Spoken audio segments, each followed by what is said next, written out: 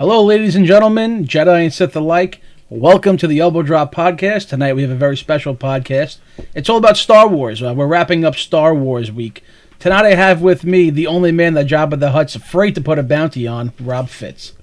How are you, fans of the Elbow Drop and Star Wars alike? I'm the bad boy, Robbie Fitz, and with me, as always, no matter what I do, is... Wait, that's no Moon. It's Bob! Hey!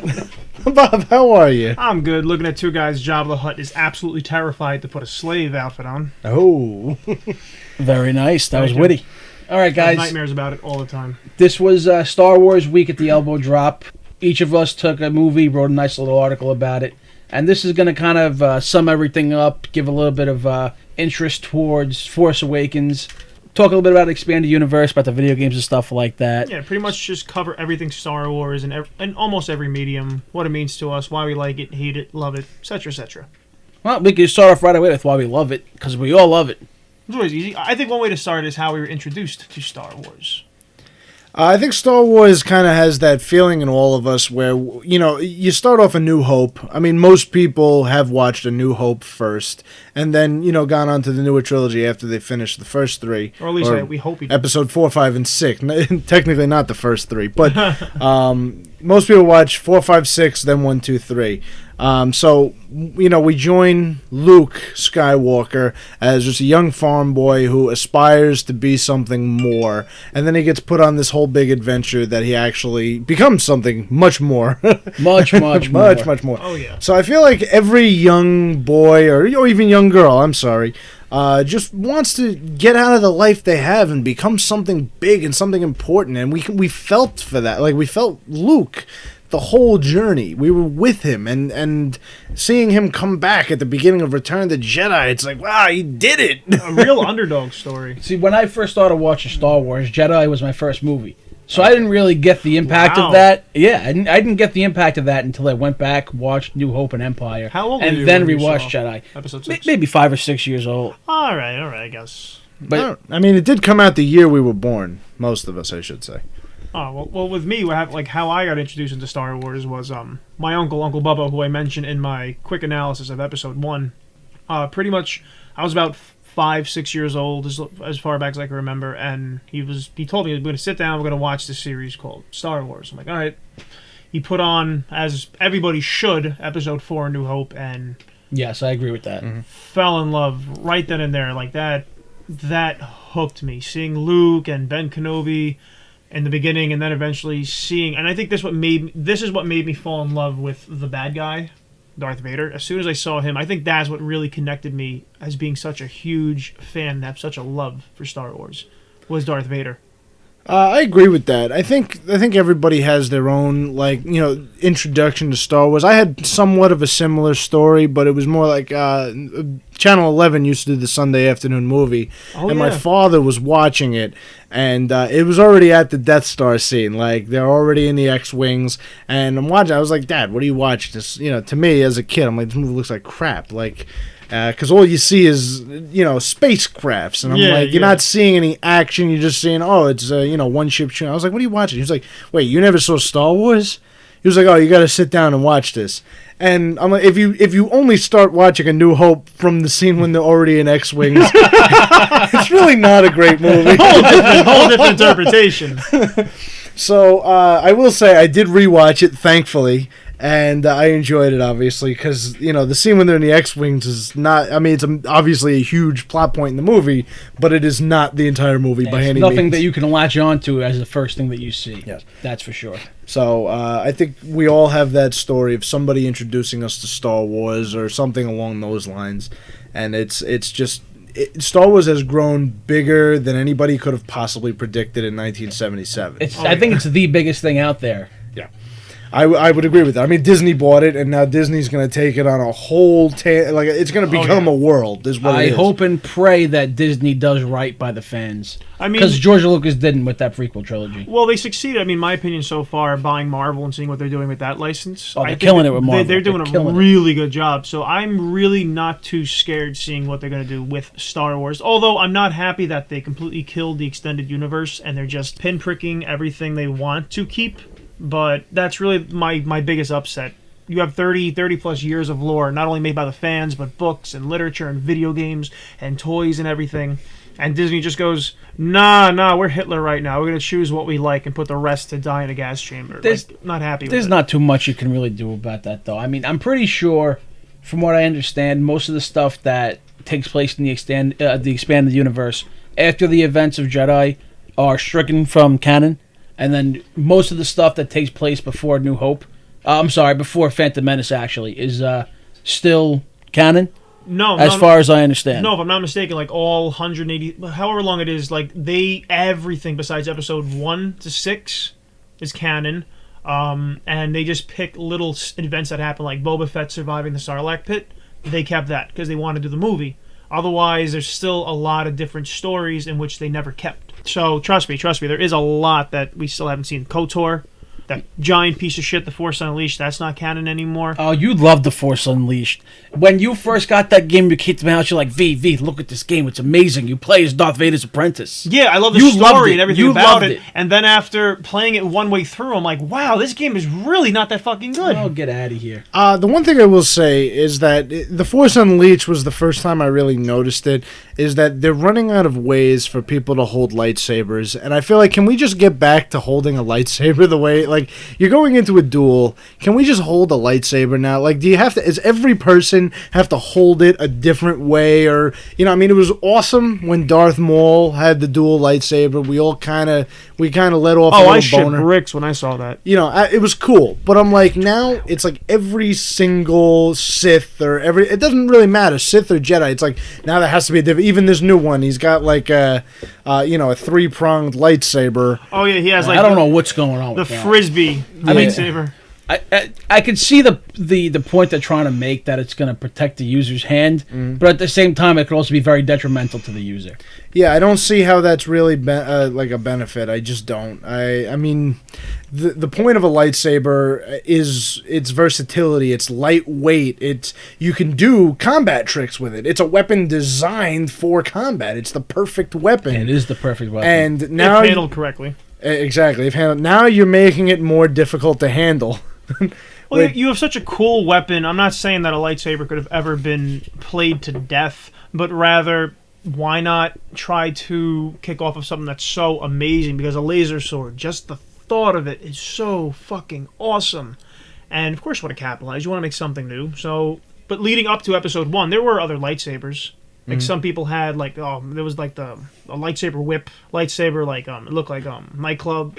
It like it's really bad. While we're on the subject of lightsabers, I'm curious to get your guys' opinion on this. They stated in the prequel trilogy that a person needed to have a certain amount of midichlorians in their body in order to wield the Force and to wield the lightsaber. So what do you guys think of that? Well, that they kind of just made up these magical beings called midichlorians. Fuck that. Shame on me for not including that in my article. I hope you're listening to this. Fuck midichlorians. I'm putting the mic right in front of my face. Midichlorians single-handedly killed Star Wars, in my opinion. Yeah, the CG and the product placement, all that. Fuck midichlorians. Midichlorians ruined everything. The Force was a spiritual entity that was flowing around us.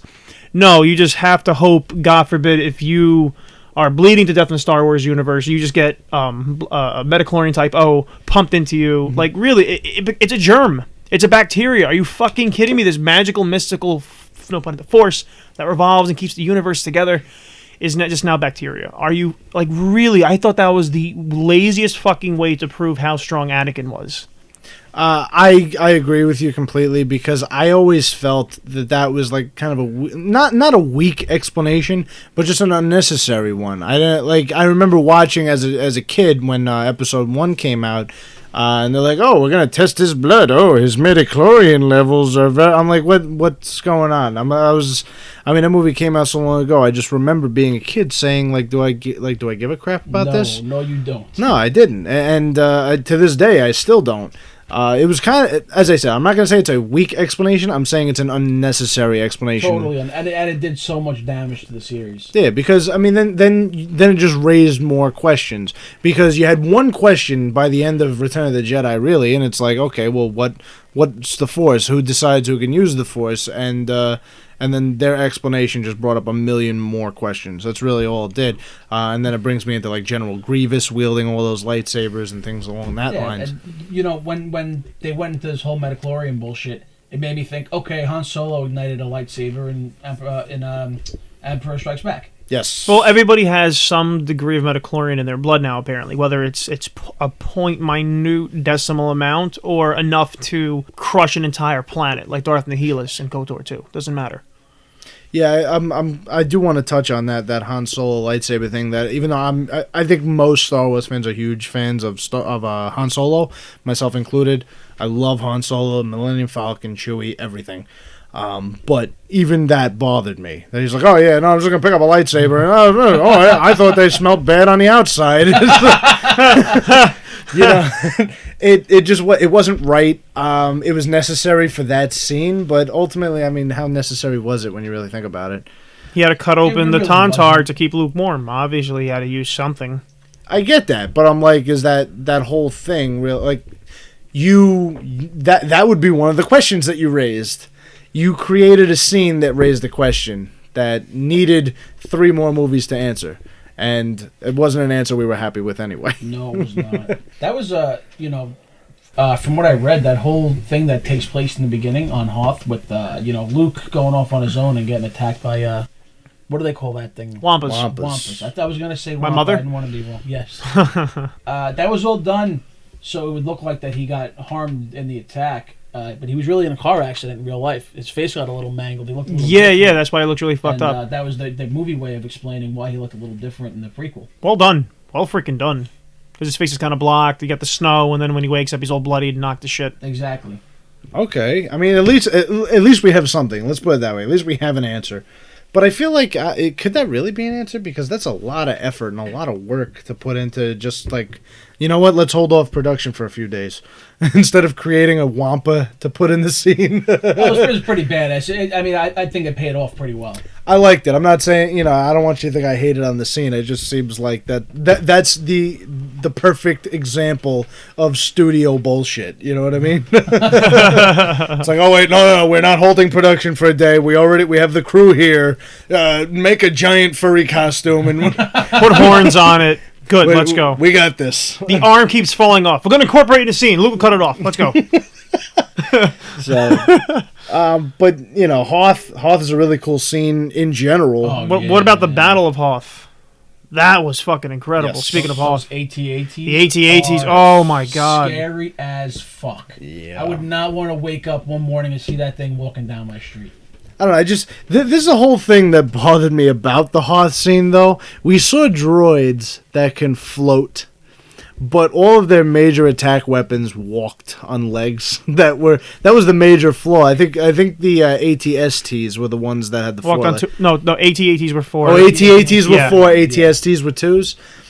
Why? Okay, you got all these flying droids and floating droids, but once again, your major attack weapons are on skinny legs that could be taken out By fucking little furry teddy bears. little furry teddy bears and some string as well. Yeah, true. That's exactly what I said in my article. I said it's amazing how these little shit Ewoks can take down these massive Empire-built weapons of mass destruction. But it is pretty flawed, with though. such barbaric, But they work. ropes and rocks. This is also the Empire, which has consumed nearly all of the galaxy. They use these piece of shit 4-legged, 2-legged, no-legged, floating-legged machines, and they run the entire fucking galaxy with them. So they have to have an idea what they're doing. Exactly. These things should be unstoppable, but they're taken down by Ewoks. That was just to sell products to the kids. That was a first glimpse into what the fuck we will be delivered 30 years into the future. I mean, I'm not 20 years, excuse me. That's Well, CG and toys and stuff like that. Ugh. Why? But that's why? exactly it. Is that was one of my arguments against how like everybody hated Episode 1 because it was we're just making it to the kids, but they did it in '89 with Return of the Jedi already. I mean, everything in this world is designed to sell. And how do you sell the biggest product? You steal people's kids from them. And you know who's the biggest culprit at stealing people's children from them? The Disney Corporation. So this was a...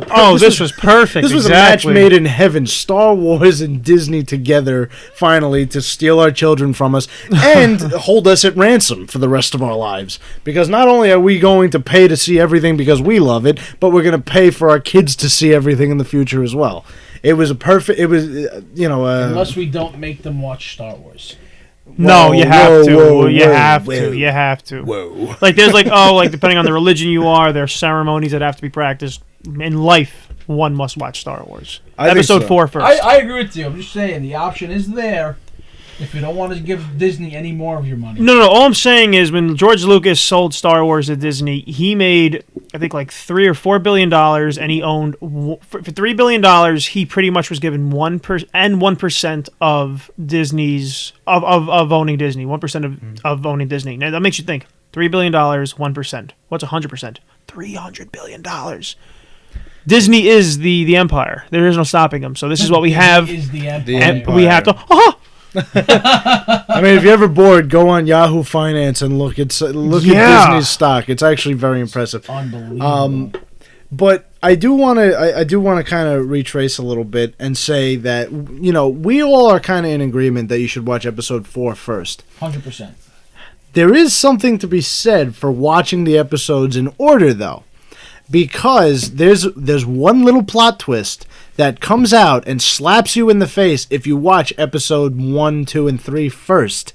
And that's that Emperor Palpatine is Senator Palpatine. Like, you don't know who the evil emperor is until he comes out in episode... I think it was episode 3. Point. Episode 3, yeah, Revenge of the Sith. It's really cool. You also don't know what happens to Anakin. You also don't know what happens with Obi-Wan. You also don't know what happens with all these other characters. Okay, that's cool and all, but the point of the prequels was to show how everything got there. That's the problem with making a prequel. You know what's going to happen. You know the ending. You just have to create an epic story leading up to the conclusion. That's the problem. But do you think that maybe because you knew what's happening, like you don't think that maybe we disliked the 1, 2, and 3 a little bit more because we weren't surprised by it? There's nothing that surprised us. No. Like you can tell me, like, okay, for example, look at it this way. Like, say you walk into your work or school or your friend's house, you have a black eye. We know the conclusion. You have a black eye. How did that happen? You want to know the story. What does a black eye have to do with No, this? but I'm saying, like a mystery appears. Say, like window. Mace Windu. I took his wallet. He asked me which one. I gave him the wrong one. No, but I'm saying, like, you want to bad motherfucker on it. How did that happen? What led that to happen? So you want to know why. So you better have a pretty damn good story leading up to it. But I don't know. I still think that there's a decent, like, the Palpatine thing is the thing that really got me, that I thought was cool. Where if you think about that, that's a hell of a plot twist. You're like, Senator Palpatine is the evil emperor that we've been hearing about, and we saw the little holograms of him. Like, who is this guy? Oh wait, he's been right under our nose the whole time. Yeah, it is pretty cool. You're right. That's a pretty cool plot. Like, that to me is almost worth doing it the other way. The only disadvantage is that to the average person, the average viewer, especially somebody I assume if you're showing them Star Wars, they're somewhat young. They're not going to be able to sit through a 1977 movie after they've just watched one from the 2000s. You're absolutely right. Technology was not as... Just something as simple as the lightsaber being turned on, where like the screen freezes for that split second and then the lightsaber's already on. It's very different than what we have now, where you see the lightsaber slowly coming out, and it's pretty... You know what? Talking about that, I watched the original trilogy, the whole thing on May 4th, in preparation for the articles and whatnot. And I noticed that I have the Blu-ray version, when they made the big deal about the complete... Ewoks having eyes and the Kraken dragon have a completely different sound. Crate dragon have a different sound. Everything was awful. That there were added scenes to the movie, in all of them, that were just 100% CGI and useless. And it looked like you were watching, episode 1. It looked like you were watching Revenge of the Sith. Well, that was the point of releasing it on Blu-ray, to make it look better. Like a high up, far out shot of a city or something, and spacecraft flying, and it's totally out of place because in the next scene it's like 1970s film. So it's just very, very odd contrast. I don't know why they would do that. It's kind of like getting like a car from the 40s and throwing a spoiler on it. It does just. Why would you do that? But they did that. I mean, to be fair, in the 90s, they released the Star Wars trilogy. In theaters, and I saw every fucking one. It was amazing. But all they did was just maybe enhance the colors, added that CG Jabba scene, which was awful, and they just made the explosions and space effects look better, which I really didn't mind. Greedo! Shot last. What the fuck were they thinking for that one? They were thinking that if we do this now, we might be able to sell to Disney in 20 years. Well, that was the thing, because they didn't want to make Han Solo. They realized, like, here's what makes me laugh. They made Greedo shoot first in the alterings because they didn't want to make Han Solo look like that much of a bad guy. Like, oh no, he was just defending himself. Okay, you also got to realize Han Solo's a smuggler. He smuggled slaves, people, living things, drugs, weapons. He's worked for the Empire. He's worked on whatever side pays better. He's a fucking smuggler. He's some of the grimiest grime in the Star Wars galaxy. So what if he fucking shot first? Until A New Hope. Shut the fuck up. It doesn't matter. He's still an asshole in A New Hope. Well, yeah, all right. He's worked with the Rebel Alliance. He's a good guy. My big problem with making him shoot first, I mean, we all agree that it was unnecessary making Greedo shoot first, but it was so unnecessary because Han Solo was being held at gunpoint. So whether or not Greedo pulled the trigger first, he pulled the gun first. Exactly. So Han Solo was defending himself either way, whether Greedo fired and Han Solo retaliated, or Greedo was holding him at gunpoint and Han Solo saved his own ass. Like, you could look at it either way. It's just, this is that bullshit studio, like, oh, this is what we have to do. I also think that made him look like more of a badass. Like, oh, you're starting shit, I'm finishing it. Yes. That, too, I thought made him look even more badass. Which Uncle pointed that out to me. You know what? I have a question. We're talking about this whole scene in the cantina with Han and Greedo, and it reminded me of the scene in the cantina where Luke is, he orders a drink and he's like, sitting next to Obi-Wan, he's having a drink, and that guy with the weird face comes up to him and he's like, he don't like you. My friend doesn't like you. Yeah. And then I don't like you either. Yeah, I don't like you either. And then Obi-Wan just fucking whips out a lightsaber out of nowhere. Cuts off Walrus Man's arm. Cuts off his arms. I know why. Does nobody react that a Jedi weapon is being used? There's no Jedi left. Oh, that one. Yeah, there's no Jedi left. So why doesn't anybody be like, oh, Jedi? Because why would you do it? Because you'd be like, wait a minute. This is everybody knows what the Jedi's capable of, because you have Jedi and you have Sith. Jedis have limits, the Sith doesn't. But regardless, you have two of the most powerful forces of the Force in the galaxy. It's the same reason why I kind of like that guy was tricked not to rat out Bruce Wayne was Batman. Why would you admit your boss is a guy who beats the shit out of people at night in armor? Why would I admit that one of the most powerful beings in the universe is in this bar? I'm not going to fucking tell. I know what he can do. At that point in the Star Wars universe, seeing a Jedi would be akin to one of us seeing a dinosaur walking in the middle of the street. You're going to be like, holy fucking shit, it's a dinosaur.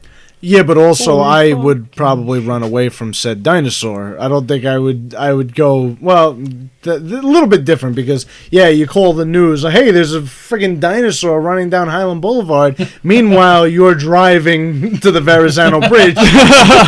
Plus, like I said, like you said, it was very common to see a lightsaber. Darth Vader was not the only dark Force character running around. But if we're so a lightsaber was pretty much seen. But it was still a lightsaber. Lightsaber was being used by the Empire, so I can't see why it would be uncommon. Doesn't matter. And then Obi-Wan whips out a blue. But also, you got to think, I mean, these are people hanging out in a cantina. Like, how intelligent are these people? Are they going to say, oh, lightsaber, wait, that was a blue lightsaber, so he must be a good guy, not a bad guy? Yeah, these are all common folk on Tatooine. Yeah, also criminals and scum. They want you have the guy with a fucked up face. I can't remember his name, but he's like, I'm wanted in this many places. Yeah. These are scum. These are villains. So what? Why would they want to go to authorities and tell them about it? Well, I'm not saying no authorities, but like just to have a reaction, like, oh shit, like let me stay away. Well, it did get quiet. They do. No one else fucks with them the rest of the scene. He cuts off his arm, and Obi-Wan's like, yeah, I count like 60 arms in this room. Who wants to make it 30? Like seriously, why would you do that? There's actually a deleted scene where he drops the lightsaber and walks away. He's going to Italy for 2 years. He's gonna hide out. Join the Sicilian mob. In the Cantina, they also edited the band also in the trilogy as well.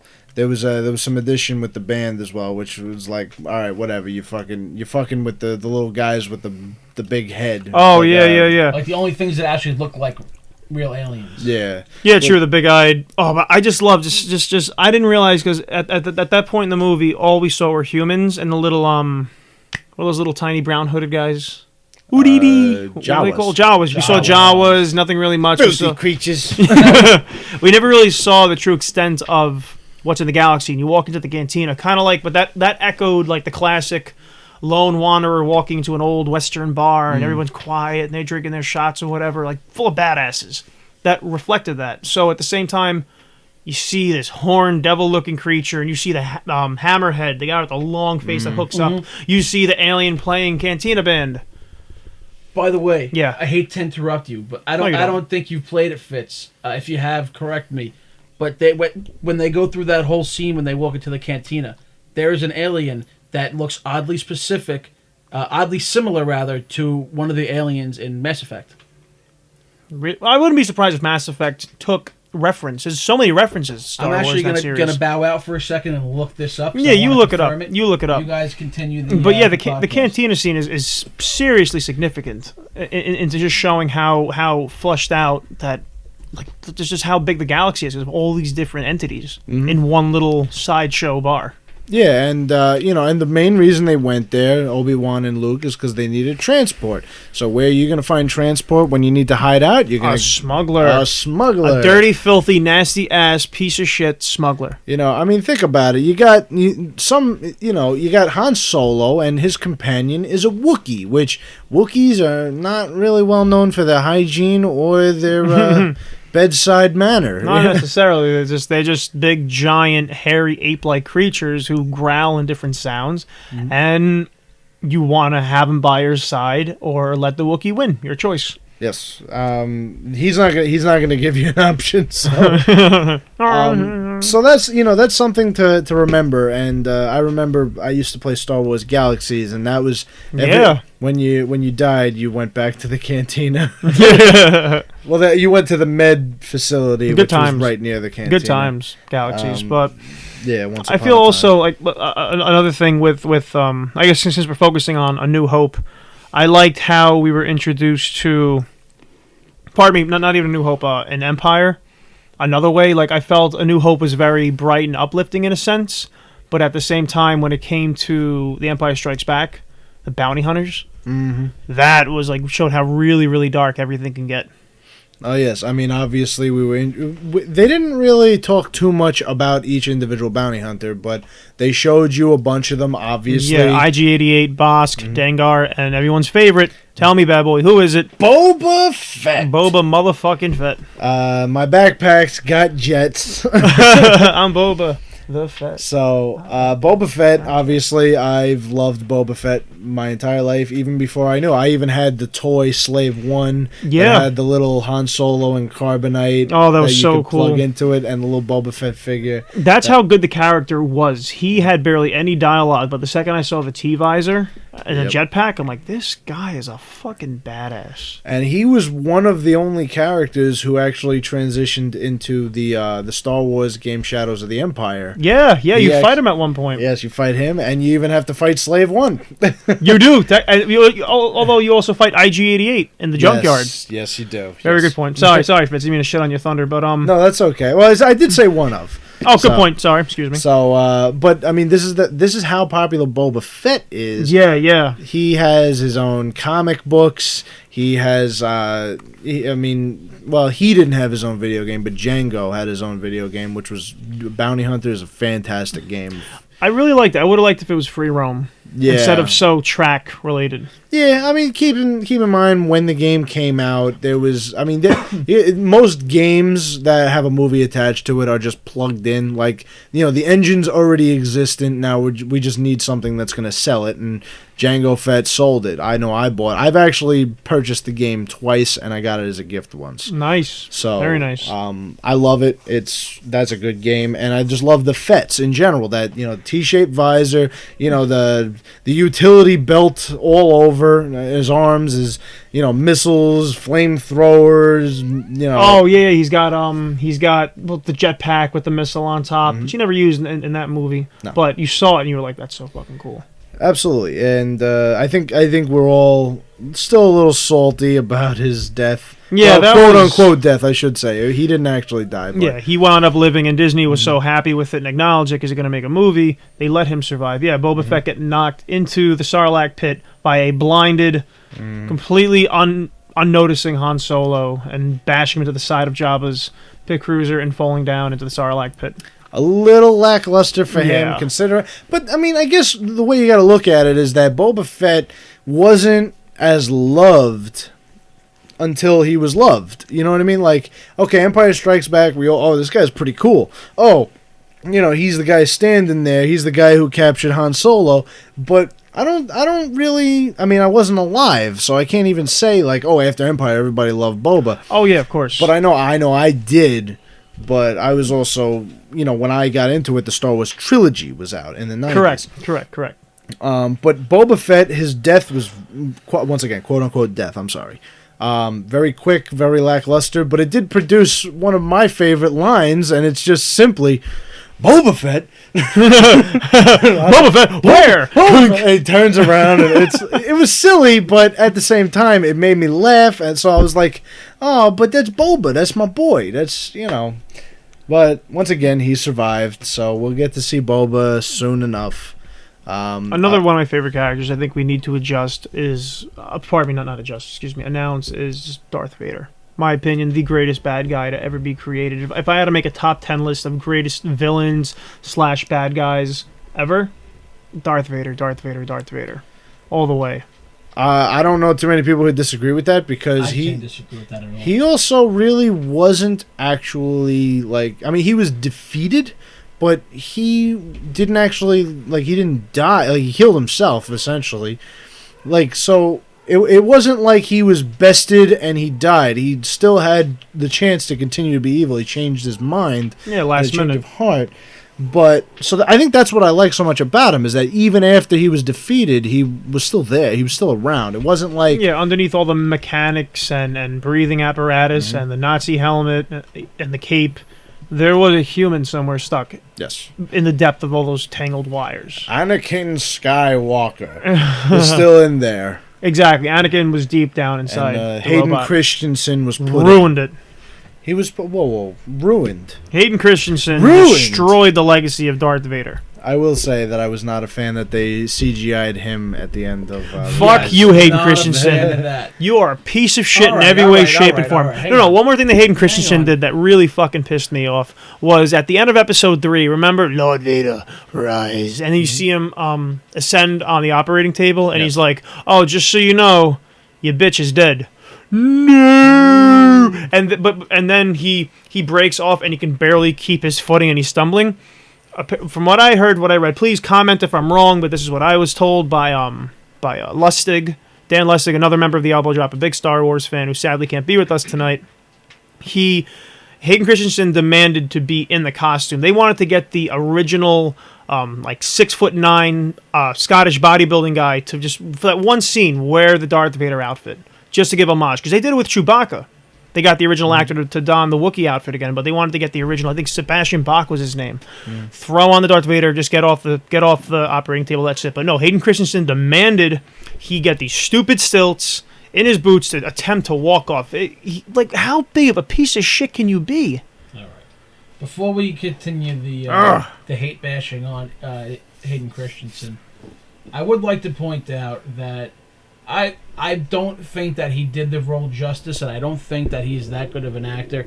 But at the same time, I do think that he was instructed to act the way that he did. No. Yeah, like a robot. You're going to play a robot in the future, so behave like... Are you kidding me? You're going to say bad acting is the reason why he was so robotic because he was going to eventually play a robot? Dude. No, I'm not saying because he was going to play a robot. I'm saying because I believe that's what George Lucas wanted out of the character. George Lucas didn't know what the fuck he wanted with the entire prequel trilogy. Besides money. Exactly. So he threw it a half-assed attempt to try to make some sort of sense out of it. and it ended up, No, killing it. no, not at all. Hayden Christensen was a terrible actor. Should not have been given that role. I ain't gonna hate on him. I like Jumper. Or the fuck you, leave. Or the little kid they got to play young Annie. You didn't think that? Come on, that was cute. He was a cute little kid. No, That was cute. Little mushroom cut. It's Annie. working. I'm totally acting. It's working. Come on, he was awful. I mean, I think Cynical Bobby, everybody. everybody. Cynical Give it Bob. up for him. No, Ladies no, and no, gentlemen, no, ladies no. and Throw gentlemen. this podcast into a pit of legit, realistic Star Wars He's fans a child. and watch. He's a child. Okay, what and do you're going to tell me expect from a children child? can't act? Yes. So you That's have to hate exactly Anakin Skywalker to be a legitimate Star Wars fan? Not at all. I'm just saying, real Star Wars fans who understand and truly love the series would see how bad Hayden as well as young Annie was. I didn't say he was good. I just said that I believe that he was instructed to act the way that he did. I didn't like Hayden Christensen. I'm not gonna sugarcoat it. I think his hairstyle had a lot to do with my opinion of him. Like, And which one? 2 or 3? I guess 2. Well, 2. He started to grow his hair out, didn't he? No, by 3 he had long hair. By 3 he had long Yeah, hair. he had the semi cut of my The hair. feathered down hair. Yes, which I don't like. I didn't like that at all. I think because I'm thinking, like, in my head right now, I'm picturing him when he had that little rat tail. Well, no, that's a Padawan. He looked like Yeah. he belonged in a 90s But rap band. what I'm saying is, I was That's- okay that's with a that trait. because he was still like clean cut, clean shaven. He was fine, and then now he's supposed to be, coming into the, being the Sith Lord that he'll eventually become. He just looks dirty. Yeah, it's like, wait, come here. They smack him around a bit. They loosen up his clothes. You're so totally evil now. Now go do some robot acting. I mean, that reminds me of like almost like Spider-Man 3, the way Tobey Maguire changed the way he looked because he's evil. Like, I feel like that's what happened with Annie, They fired the hairdresser for the remainder of filming. They made one very, very big mistake, in my opinion, with Anakin Skywalker. Oh, just one? In Episode 1, Qui-Gon Jinn had a beard, and Obi-Wan Kenobi didn't. Episode 2, Obi-Wan Kenobi rocked a beard. Anakin didn't have one yet. By the time Episode 3 came around, Anakin should have had a fucking beard. No, because apparently beards belong to good guys. That's why I couldn't.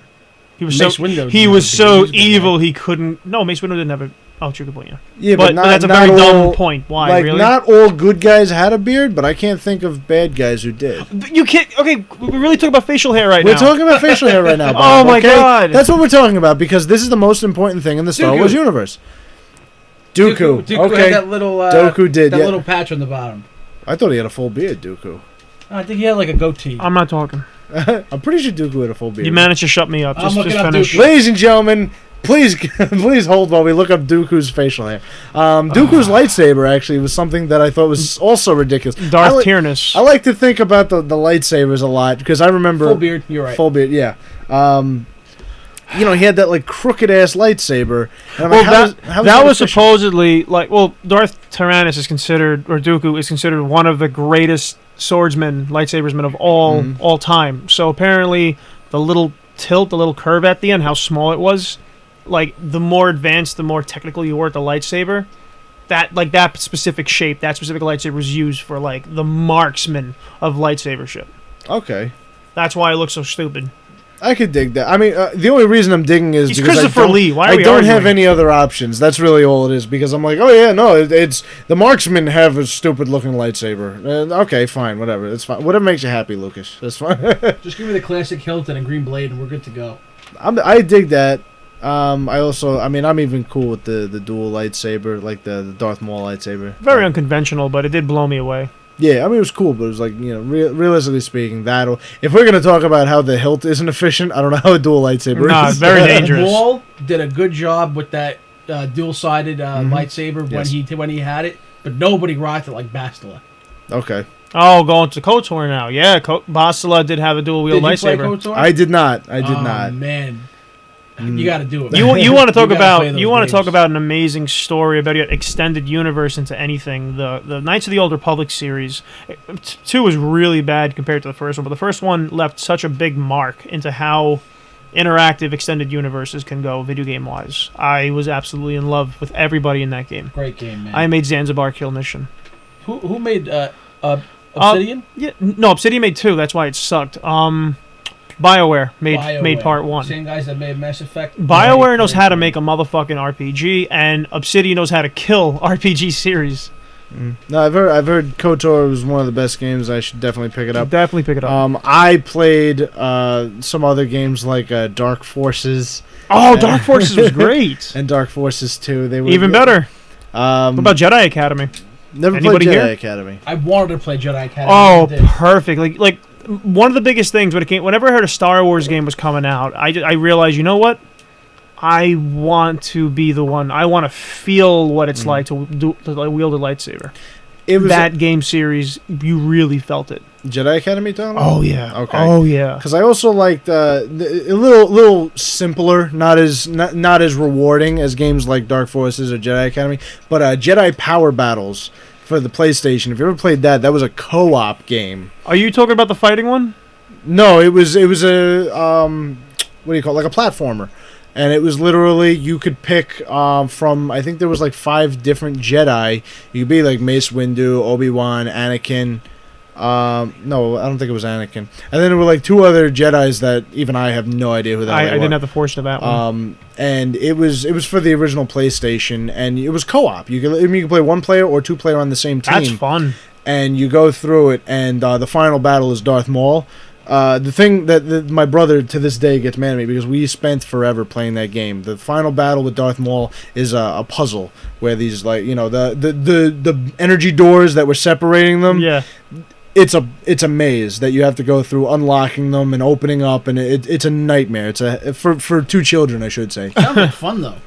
Awesome game, absolutely awesome. We finally Look defeated up, Darth see what Maul. the internet has to say We about the game. spent forever playing this game. Finally beat Darth Maul. I dropped the remote control, hits the button, we skipped the final cinematic. And that was before the era of YouTube and And stuff. yeah, that was before You YouTube. piece of shit. And my brother looked at me, and I was like, "What? Hey, man! All right, Hey, man. let's just do it again." He's like, "No, I'm not doing that again. It's horrible." I'm like, "All right, fine." And then, like maybe 3 years ago, we finally looked up the end cinematic on YouTube, and it is so lackluster and not rewarding The at all. PlayStation 1, what'd you expect? Yeah. Well, listen, I was a Mythologies of Sub-Zero guy, and those cinematics God. were awesome. Oh, God. So don't hate on the PlayStation. just Good because. point. Good point. I guess. I feel like we've digressed a little bit on this conversation here. So, games like Jedi Power Battles, Jedi Academy, Battlefront, I wasn't the biggest fan of. I but loved Battlefront. It was alright. They were cool. Knights, It was alright. Knights of the Old Republic 1 was absolutely amazing. Then they made the poor sequel and decided to produce the most expensive MMORPG ever made, The Old Republic. It's free which, now. Which exactly, it was such a flop. They had to make it free.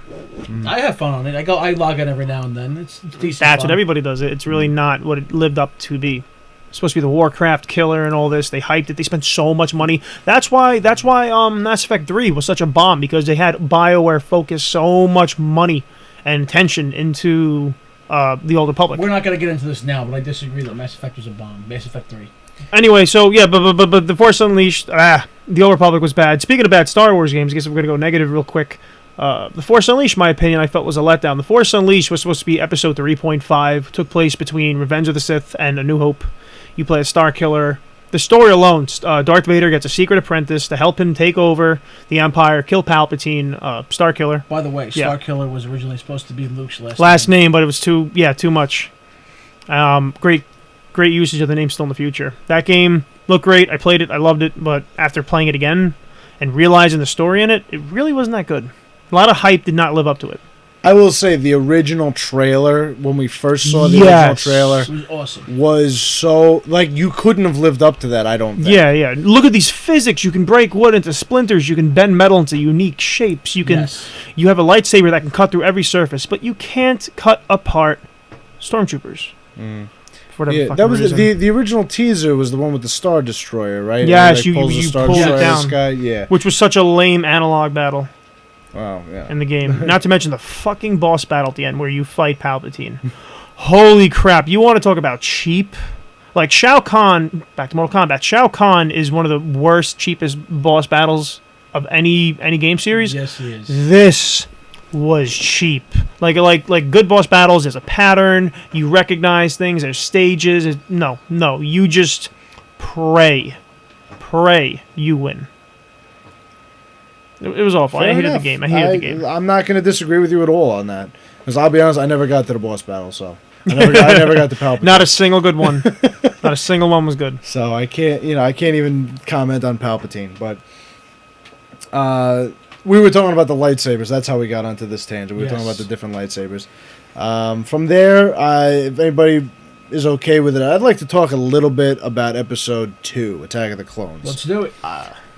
This is where we meet Jango Fett, who is obviously, I mean, I love Boba Fett, I love Jango Fett. I actually, if it wasn't for my boner for Boba Fett, I probably would say that I like Jango a little bit more.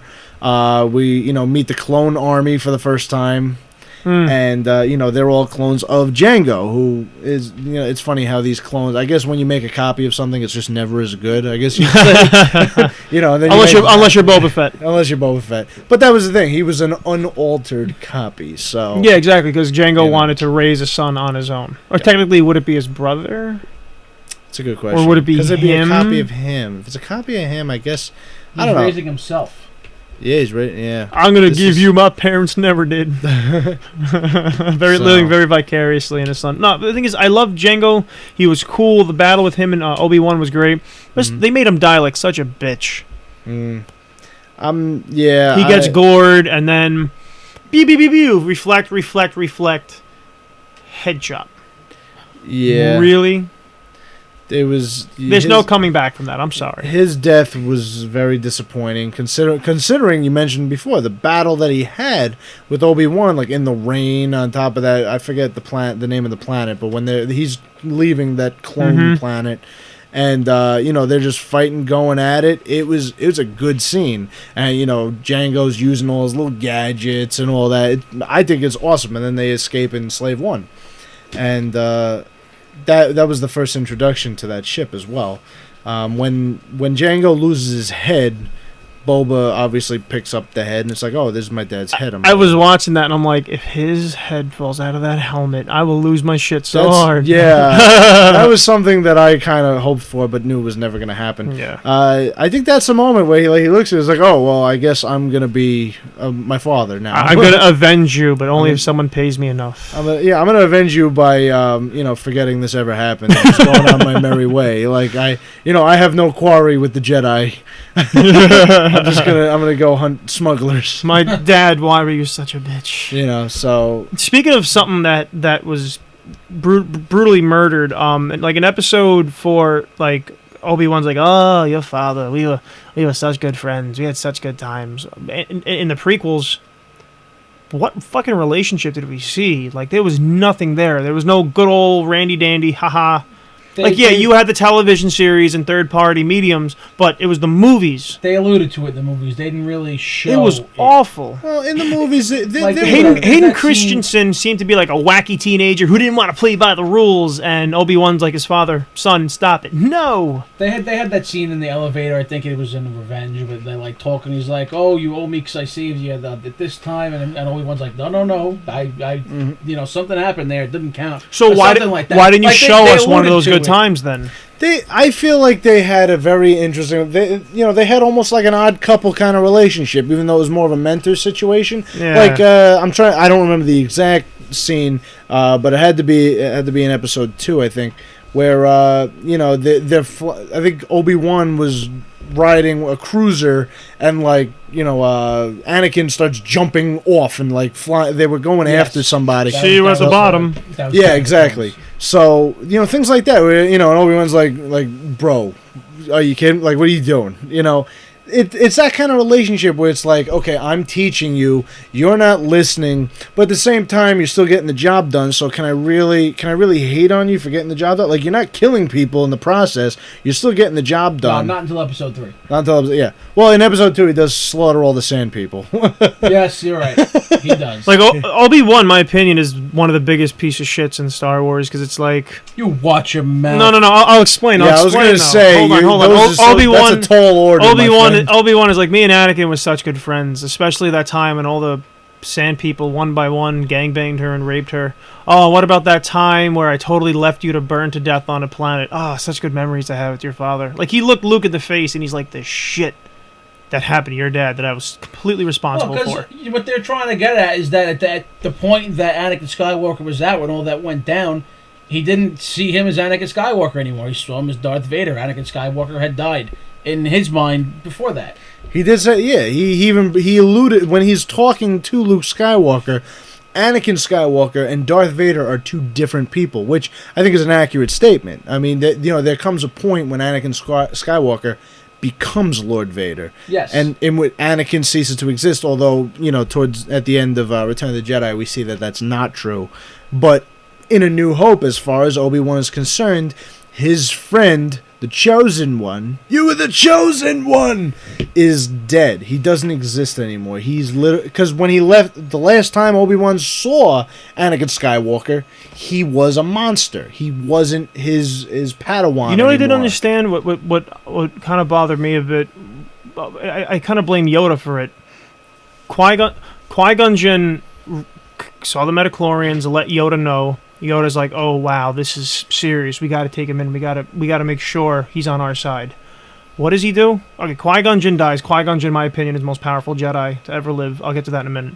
And instead of Yoda taking him on personally, now that at that time Yoda is in charge of the Jedi Council, what does he do? Obi-Wan, you've been doing this stuff for like 20, 25 years. I'm only 840 years old. I'm pretty fucking strong. Yeah, you can watch it after the little rat. Go ahead. Keep an eye on him. I'm just going to be here and eat my soup. Like, why didn't Yoda take Anakin under his wing? Why didn't he watch him? But are you implying that the Jedi Council doesn't have things to do? Yoda could not have kept him by his side. It's not that hard. Exposing Yoda exposing Anakin to the politics and seeing how the Jedi really work, as opposed to letting him go on these wild, crazy adventures with Obi-Wan Kenobi, I felt would have been a much smarter idea. I don't really agree with that, because then he's not getting his full Jedi training. You can still train your mind and how to use the Force. You're training with the Council, the most powerful Jedis in the world. True, but they're busy. They're not going out on adventures. They got shit. So every 5 minutes, do. every 5 minutes, they're doing political situations. I would say it never stops. Have him stops. fight with each one by one. Each one does a different thing. Go with him, see how this works. Go with him, go with this thing. Here, Obi-Wan, you got him for this weekend, but I'm going to keep an eye on him. I'm going to personally watch for you. You can teach them the politics. All the Jedi Council, they're all powerful politics, especially at that time. But I'm not just saying politics, but just the way of the Force in general. I mean, enroll them in the academy and keep them there. Because once again, I just feel like they're busy. That's why Obi-Wan was put in charge. Here's the way I see it. He was supposed to be Qui-Gon's Padawan. Mm-hmm. Yes. And then Qui-Gon died. So, the kinship that, Qui-Gon and Obi-Wan had, Obi-Wan, rightfully took over Anakin. He took over his master's Padawan. Okay, yeah. Obi-Wan requested to deal with Anakin, but I think it was very dumb on Yoda letting him take control. If I remember correctly, though, the Jedi Council actually didn't want Anakin, I thought, in Episode 1, I thought. They didn't. Yeah, I was going to say, because Qui-Gon, because according to the Weird Al Yankovic lyric, Qui-Gon told Yoda to stick it in his pointy ear. I'm still going to train this boy. And then Qui-Gon, who was powerful enough to take care of it, wound up dying, so there's no one there left. So Qui-Gon is dead, so you have a much more lower, nowhere near as strong Obi-Wan wanting to take control of Anakin. Man, it would have been awesome if that character made it to Episode 2. It probably would have made the movie. He kind of did, because if I'm not mistaken, my reason why Qui-Gon Jinn is the most powerful Jedi is because he knew how to. Because according to Star Wars lore, he can grow a badass beard. He can release the Kraken and summon the Force at the same time, and train Batman, and save his daughter from Albanians. But and get into a fight with Peter Griffin on Family Guy Sunday nights on Fox. And he fought werewolves too. Oh wait, no, just wolves. They weren't werewolves. We don't know. They might have been plot werewolves. twist. They turn back into wolves. When you die, your soul or whatever, your entity becomes one with the Force, and the Force grows stronger. So that's it. You die, you fade away, you don't come back. That's it. According to the end of Episode 3, Yoda's like, "Oh, your old master is here to see you." That's Qui-Gon Jinn. Qui-Gon Jinn managed to keep his own personal entity and break away from the Force and still be his own personal being made up of nothing but the Force. So he was controlling the Force by using the Force. That's how powerful Qui-Gon was. Then Obi-Wan does it. But he taught them how to. Yeah, of course he taught them. But who taught Qui-Gon Jinn? He taught himself. Okay, that's how powerful he is, though. He's just the first one to figure it out. He's a smart guy. No, that's how powerful he is. He managed to break off of the Force and teach everybody else how to. I mean, if he was so powerful, I don't think he would have met his end the way he did. Another reason why I'm not happy with it. Especially by the most underwhelming villain in Star Wars history. But you know what, guys? We're going on a little bit long here. I could sit here and talk about Star Wars for another, 2 weeks with you guys. But we have to use the bathroom and drink and go to work and stuff. So we're going to call this a wrap here tonight. I'll stop. Please let us know what you think. If you want to hear us ramble more about Star Wars, let us know. We can make it, like a bi-weekly thing or a monthly thing. We'll throw in a little Star Wars podcast, deem it up a little bit. But I had a good time talking about this tonight with you guys. Yeah, me too. I didn't mean to be so cynical and everything, but as I said, when you're a little boy, you grow up to know and love this thing, and you're just given more and more and more, and it doesn't live up to the hype. It's just not taken care of. It's like seeing something you love just being made into a product, and I wasn't happy with it. It wasn't what I had hoped for. I understand. But that's my opinion. I'm going to finish off on that. That's what I got to say about it. All right, guys. Well, I'm Don Vito. I'm the bad boy, Robbie Fitz. And I'm Bob. May the Force be with you. And also with you. That's church. I know.